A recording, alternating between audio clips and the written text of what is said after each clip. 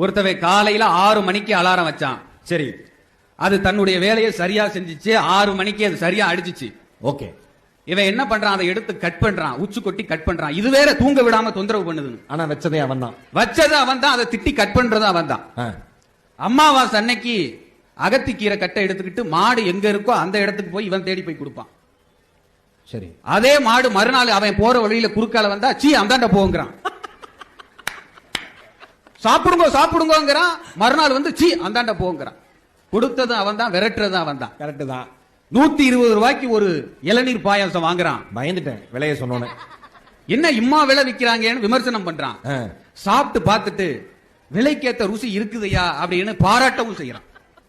விமர்சனம் செஞ்சது அவன் தான், பாராட்ட செஞ்சது அவன் தான். அதெல்லாம் விடுங்க. ஒரு இன்பம் நடந்துருச்சுன்னா கோவிலுக்கு போய் உன்னை போல் ஒரு தெய்வம் இல்லைங்கிறான். உண்மை.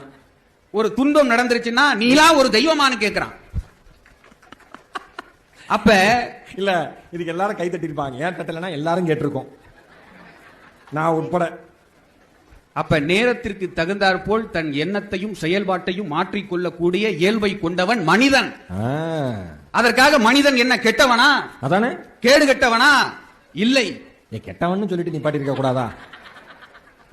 ஜெயகாந்தன் அவர்கள் அருமையாக சொல்லுவார், வாழ்க்கை என்பது அந்தந்த நேரத்திற்கான நியாயம். அருமை.